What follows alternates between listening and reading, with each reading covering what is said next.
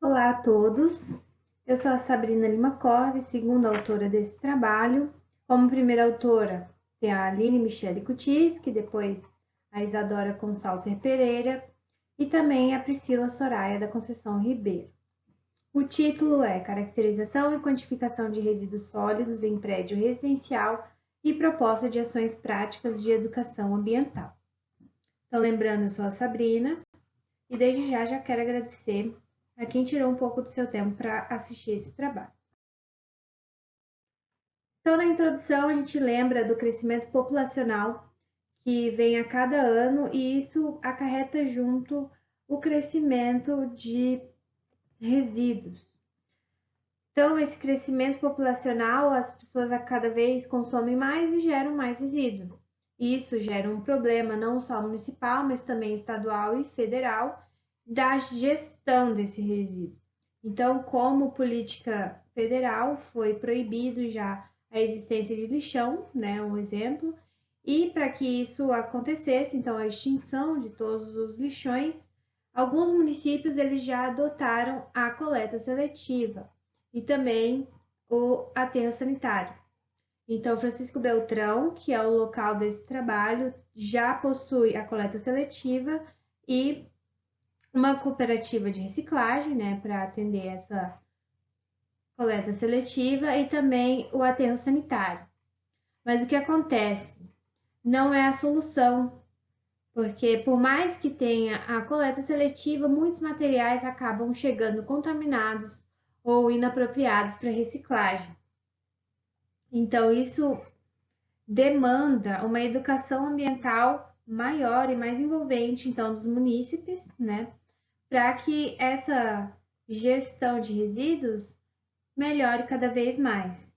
E apesar de ter o aterro sanitário e a cooperativa de reciclagem, então ainda existem problemas.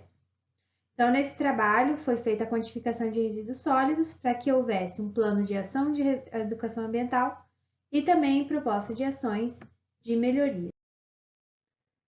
Então, como objetivos, o objetivo é avaliar e determinar quantitativamente o cenário da gestão de resíduos sólidos em um prédio residencial. Para isso, o objetivo específico foi quantificar diariamente os resíduos oriundos dos moradores antes e após a educação ambiental.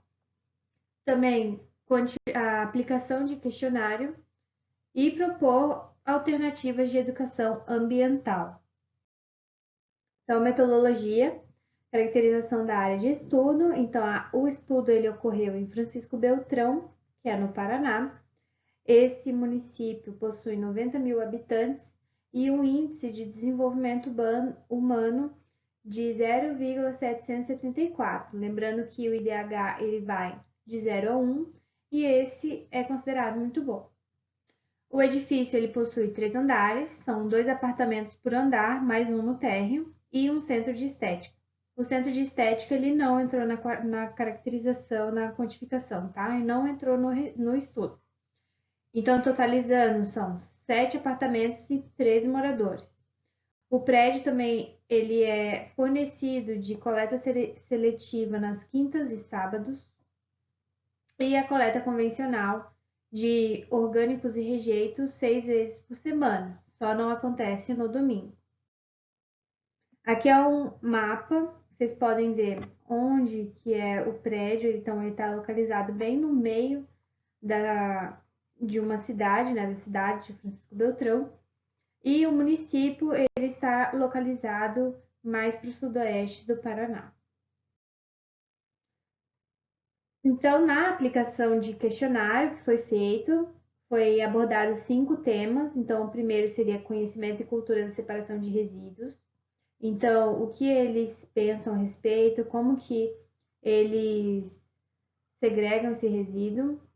O segundo, o que seriam os resíduos orgânicos recicláveis e rejeitos. Então, se eles sabem a diferença. E se eles praticam a segregação interna do resíduo reciclável e não reciclável. Também a importância da correta segregação, então eles sabem qual que é essa importância, o que eles pensam a respeito, né? Também conhecimento sobre quais dias de coleta do resíduo no local e os horários. foi perguntado se eles sabiam. E por último, hábitos alimentares. Então, se eles comiam todo dia em casa, se mais no final de semana, enfim, quais seriam esses hábitos deles.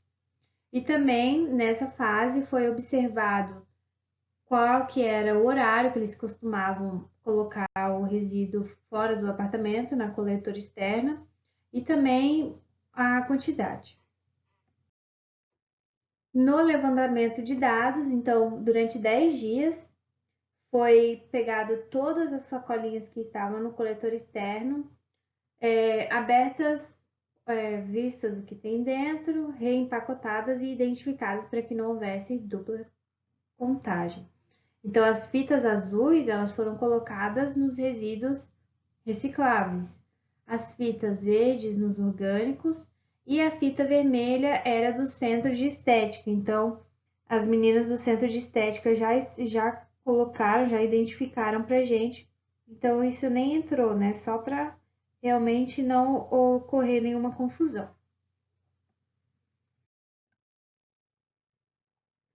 Então, ainda na metodologia, como proposta e plano de ação para melhorias de segregação, foi colocado pôsteres informativos em locais estratégicos do prédio, então na saída da garagem, em cada andar nas escadas, para que todos os frequentadores desse prédio eles tivessem contato com essas informações.